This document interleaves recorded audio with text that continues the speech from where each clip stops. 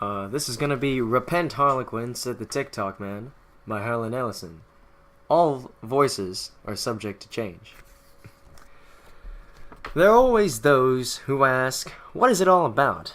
For those who need to ask, for those who need points sharply made, who need to know where it's at. This.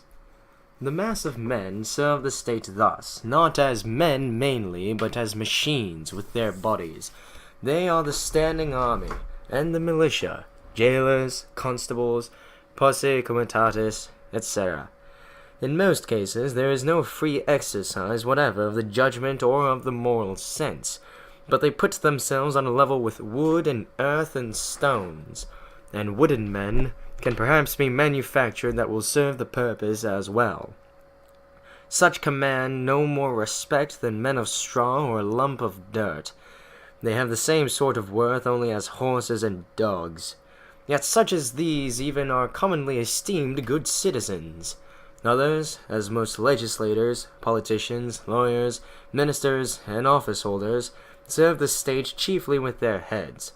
And as they rarely make any moral distinctions, they are as likely to serve the devil, without intending it, as God. A very few, as heroes, patriots, martyrs, reformers in the great sense, and men, serve the state with their consciences also, and so necessarily resist it for the most part, and they are commonly treated as enemies by it. Civil Disobedience by Thoreau. And that is the heart of it. Now begin in the middle, and later learn the beginning. The end will take care of itself. But because it was the very world it was, the very world they had allowed it to become, for months his activities did not come to the alarmed attention of the ones who kept the machine functioning smoothly, the ones who poured the very best butter over the cams and mainsprings of the culture. Not until it became obvious that somehow, some way, he'd become a notoriety, a celebrity, perhaps even a hero, for what officialdom that's inescapably tagged an emotionally disturbed segment of the populace, did they turn it over to the Ticktockman and his legal machinery. But by then, because it was the very world it was, and they had no way to predict he would happen, possibly a strain of disease long defunct, now suddenly reborn in a system where immunity had been forgotten, had lapsed. He had been allowed to become too real. Now he had form and substance. He had become a personality, something they had filtered out of the system many decades ago. But there it was, and there he was, the very definitely imposing personality. In certain circles, middle-class circles, it was thought disgusting, vulgar ostentation, anarchistic, shameful. In others, here was only sniggering, those strata where thought is subjugated to form and ritual, niceties, proprieties. But down below, where the people always needed their saints and sinners, their bread and circuses, their heroes and villains, he was considered a Bolivar, a Napoleon, a Robin Hood, a Dick Bong, Ace of Aces, a Jesus, a Jomo Kenyatta. And at the top, where, like socially attuned shipwrecked Kellys, every tremor and vibration threatens to dislodge the wealthy, powerful, and titled from their flagpoles, he was considered a menace, a heretic, a rebel, a disgrace, a peril. He was known down the line, to the very heart-meat core, but the very important reactions were high above and far below, at the very top, at the very bottom. So his file was turned over, along with his time card and his cardio plate, to the office of the Ticktockman. The Ticktockman, very much over 6 feet tall, often silent, a soft, purring man when things went time-wise. The Ticktockman. Even in the cubicles of the hierarchy, where fear was generated, seldom suffered, he was called the Ticktockman. But no one called him that to his mask. You don't call a man a hated name, not when that man behind his mask is capable of revoking the minutes, the hours, the days, and the nights, the years of your life. He was called the master timekeeper to his mask. It was safer that way. This is what he is, said the Ticktockman with genuine softness. but not who he is. This time card I'm holding in my left hand has a name on it, but it is the name of what he is, not who he is. This cardio plate here in my right hand is also named, but not whom named, merely what named. Before I can exercise proper revocation, I have to know who this what is. To his staff, all the ferrets, all the loggers, all the finks, all the comics, even the Manese, he said, "Who is this Harlequin?" He was not purring smoothly. Time-wise, it was a jangle. However, it was the longest single speech they had ever heard him utter at one time. The staff, the ferrets, the loggers, the finks, the comics, but not the Manese, who usually weren't around to know, in any case. But even they scurried to find out. Who is the Harlequin? High above the third level of the city, he crouched on the humming aluminum frame platform of the airboat. Poof! Airboat indeed. Swizzle's kid is what it was, with a tow rack jury-rigged, and stared down at the neat Mondrian arrangement of the buildings. Somewhere nearby he could hear the metronomic left of the 2:47 p.m. shift, entering the Timken roller beering plant in their sneakers. A minute later, precisely, he heard the softer right of the 5 a.m. formation going home. An elfin grin spread across his tanned features, and his dimples appeared for a moment. Then, scratching at his thatch of auburn hair, he shrugged within his motley, as though girding himself for what came next, and threw the joystick forward, and bent it to the wind as the airboat dropped.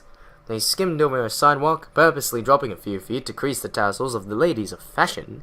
Then, inserting thumbs in large ears, he stuck out his tongue, rolled his eyes, and went wagga wagga wagga. It was a minor diversion. One pedestrian skittered and tumbled, sending parcels every which way. Another wet herself. A third keeled slantwise, and the walk was stopped automatically by the servitors till she could be resuscitated. It was a minor diversion. Then he swirled away on a vagrant breeze and was gone. Hi-ho. As he rounded the cornice of the Time Motion Study Building, he saw the shift just boarding the sidewalk. With practiced motion and an absolute conservation of movement, they sidestepped up onto the slow strip and, in a chorus line reminiscent of a Busby Berkeley film of the antediluvian 1930s, advanced across the strip's ostrich walking till they were lined up on the express strip. Once more, in anticipation, the elfin grin spread, and there was a tooth missing back there on the left side. He dipped, skimmed, and swooped over them, and then, crunching about on the airboat, he released the holding pins that fastened shut the ends of the homemade pouring troughs that kept his cargo from dropping prematurely. And as he pulled the trough pins, the airboat slid over the factory workers, and $150,000 worth of jelly beans cascaded down on the express trip. Jelly beans! Millions and billions of purples and yellows and greens and licorice and grape and raspberry and mint and round and smooth and crunchy outside and soft, mealy inside and sugary and bouncing, jouncing, tumbling, clittering, clattering, skittering, fell on the heads and shoulders and hard hats and carapaces of the Tim-Kim workers, tinkling on the sidewalk and bouncing away and rolling about underfoot and filling the sky on their way down with all the colors of joy and childhood and holidays. Coming down in a steady rain, a solid wash, a torrent of color and sweetness out of the sky from above, and entering a universe of sanity and metronomic order with quite mad cuckoo newness. Jelly beans!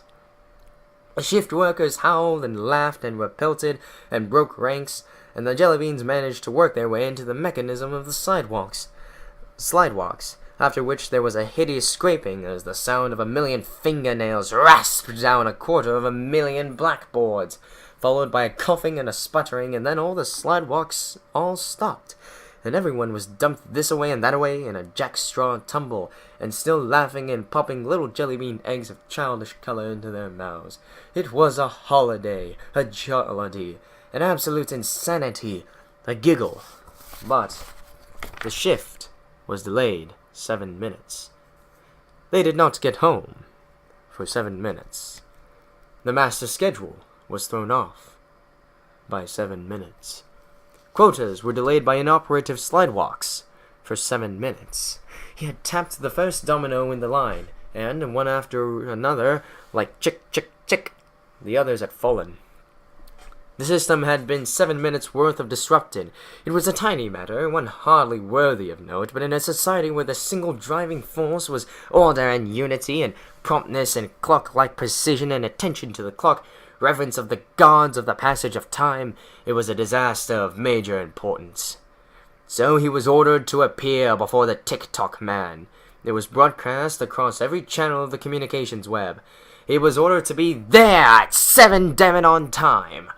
And they waited, but he didn't show up till almost 10:30, at which time he merely sang a little song about moonlight and a place no one had ever heard of, called Vermont, then vanished again. But they had all been waiting since 7, and it wrecked hell with their schedules. So the question remained, who is the Harlequin? But the unasked question, more important of the two, was, how did we get into this position, where a laughing, irresponsible japper of jackarookie and jive could disrupt our entire economic and cultural life with $150,000 worth of jelly beans? Jelly, for God's sake! Beans! This is madness! Where did he get the money to buy $150,000 worth of jelly beans? They knew it would have cost that much, because they had a team of situation analysts pulled off another assignment and rushed to the slidewalk scene to sweep up and count the candies and produce findings which disrupted their schedules and threw their entire branch at least a day behind. Jelly beans! Jelly beans? Now, wait a second accounted for. No one has manufactured jelly beans for over 100 years. Where did he get jelly beans? That's another good question. More than likely, it will never be answered to your complete satisfaction. But then, how many questions ever are? The middle, you know. Here is the beginning. How it starts. A disk pad. Day for day, and turn each day. 9 o'clock, open the mail. 9:45, appointment with Planning Commission Board. 10:30, discuss installation progress charts with JL. 11:15, pray for rain. 12, lunch. And so it goes. I'm sorry, Miss Grant, but the time for interviews was set at 2:30, and it's almost 5 now. I'm sorry you're late, but those are the rules. You'll have to wait till next year to submit application for this college again. And so it goes. At 10:10, local stops at Crest Haven, Galesville, Tonawanda Junction, Selby, and Farnhurst, but not at Indiana City except on Sunday. 10:35 express stops at Galesville, Selby, and Indiana City, except on Sundays and holidays, at which time it stops at. And so it goes. Oh, I couldn't wait, Fred.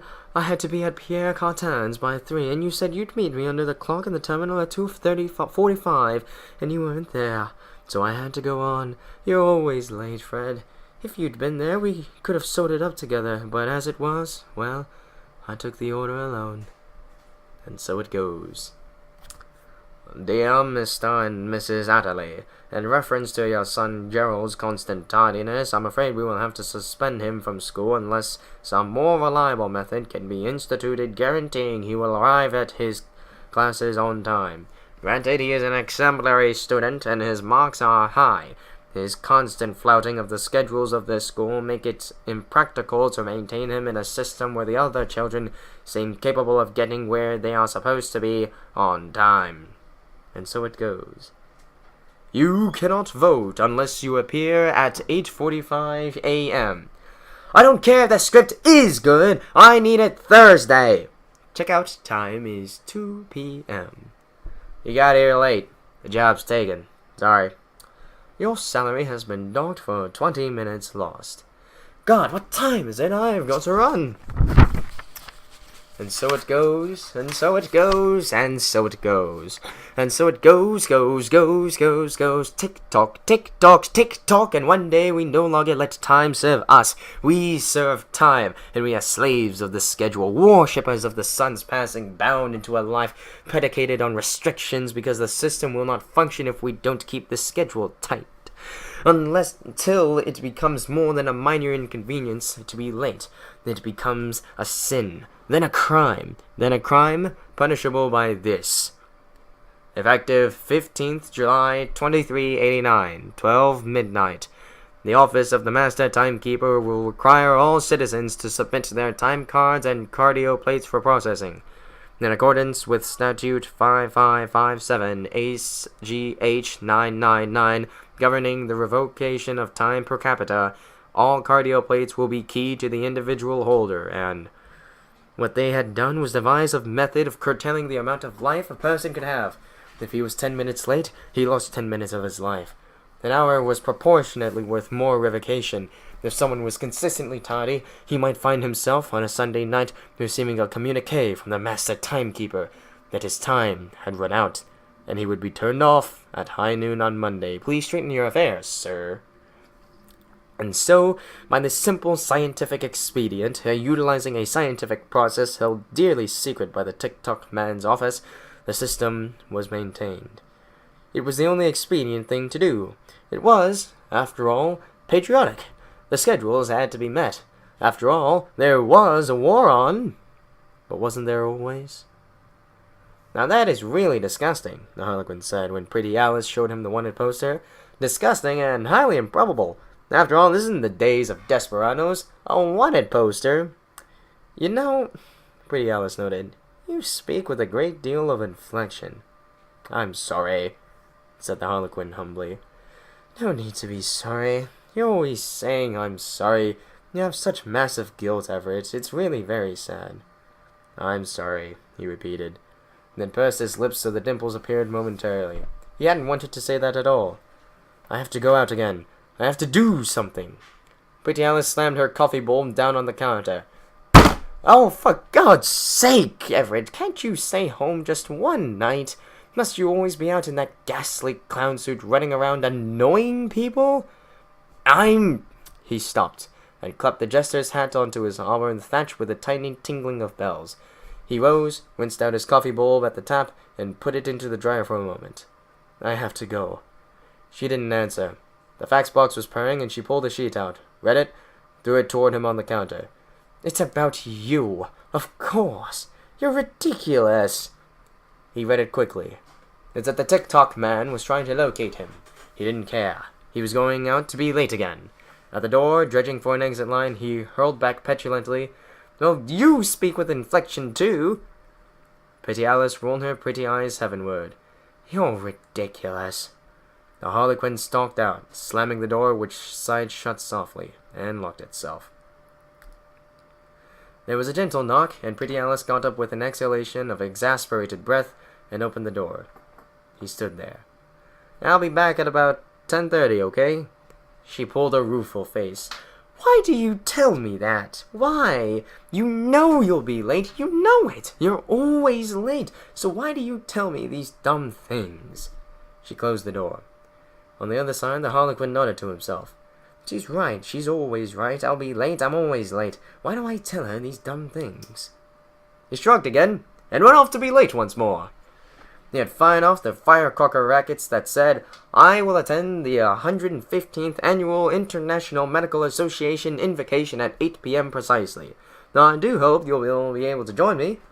The words had burned in the sky, and of course the authorities were there, lying in wait for him. They assumed, naturally, that he would be late. He arrived 20 minutes early, while they were setting up the spiderwebs to trap and hold him, and, blowing a large bullhorn, he frightened and unnerved them so that their own moisturized encirclement webs sucked close, and they were hauled up, kicking and shrieking, high above the amphitheater's floor.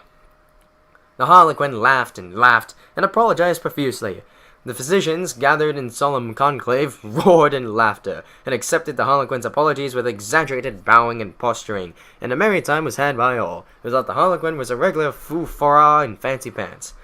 All, that is, but the authorities, who had been sent out by the office of the Ticktockman, who hung there like so much dockside cargo, hauled up above the floor of the amphitheater in a most unseemly fashion. In another part of the same city, where the Harlequin carried on his activities, totally unrelated in every way to what concerns here, save that it illustrates the Ticktockman's power and import, a man named Marshall Delahanty received his turn-off notice from the Ticktockman's office. His wife received the notification from the gray-suited Mini who delivered it, with a traditional look of sorrow plastered hideously across his face. She knew what it was, even without unsealing it. It was a billet doux of immediate recognition to everyone these days. She gasped, and held it as though it were a glass slide tingled with botulism, and prayed it was not for her. Let it be for Marsh, she thought, brutally, realistically, or one of the kids, but not for me. Please, dear God, not for me. And then she opened it, and it was for Marsh, and she was at one time and the same time horrified and relieved. The next trooper in the line she had caught the bullet. "Marshall!" she screamed. "Marshall! Termination, Marshall! Oh my God, Marshall! What do we do? What do we do? Marshall! Oh my God, Marshall!" And in their home that night was the sound of tearing paper and fear, and the stink of madness went up the flue, and there was nothing, absolutely nothing they could do about it. But Marshall Delahanty tried to run, and early the next day, when turn-off time came, he was deep in the forest 200 miles away, and the officers of the Ticktockman blanked his cardio plate, and Marshall Delahanty keeled over, running, and his heart stopped, and the blood dried up on its way to his brain, and he was dead, that's all. One light went out on his sector map in the office of the master timekeeper, while notification was entered for fax reproduction, and Georgette Delahanty's name was entered on the dole rolls till she could remarry. Which is the end of the footnote and all the points that need to be made, except don't laugh, because that is what would happen to the Harlequin if the Ticktockman ever found out his real name. It isn't funny. The shopping level of the city was thronged with Thursday colors of the buyers. Women in canary yellow chittons and men in pseudo-Tyrolean outfits that were jade and leather and fit very tightly, save for the balloon pants. When the Harlequin appeared on the still-being-constructed shell of the new Efficiency Shopping Center, his bullhorn to his elfishly laughing lips, everyone pointed and stared. He berated them. "Why let them order you about? Why let them tell you to hurry and scurry like ants or maggots? Take your time, saunter a while, enjoy the sunshine, enjoy the breeze, let life carry you at your own pace.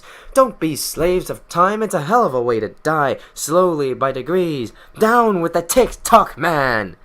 "Who's the nut?" most of the shoppers wanted to know. "Who's the nut? Oh wow, I'm gonna be late, I've gotta run." The construction gang on the shopping center received an urgent order from the office of the master timekeeper that the dangerous criminal known as the Harlequin was atop their spire, and their aid was urgently needed in apprehending him. The work crew said no, they would lose time on their construction schedule, but the Ticktockman managed to pull the proper threads of governmental webbing, and they were told to seize work and catch that nitwit up there on the spiral with the bullhorn. So a dozen or more burly workers began climbing into their construction platforms, releasing the agrav plates, and rising towards the Harlequin. After the debacle, in which, through the Harlequin's attention to personal safety, no one was seriously injured, the workers tried to reassemble and assault him again, but it was too late. He had vanished. It had attracted quite a crowd, however, and the shopping cycle was thrown off by hours, simply hours. The purchasing needs of the system were therefore falling behind, and so measures were taken to accelerate the cycle for the rest of the day, but it got bogged down and speeded up, and they sold too many float valves and not nearly enough wegglers, which meant that the pop-lie ratio was off, which made it necessary to rush cases and cases of spoiling schmass zero to stores that usually needed a case only every 3 or 4 hours. The shipments were bollocksed, the transshipments were misrouted, and in the end, even the Swizzles Kid Industries felt it. "Don't come back till you have him," the Ticktockman said, very quietly, very sincerely, extremely dangerously. So actually it would be, "Don't come back till you have him." There we go.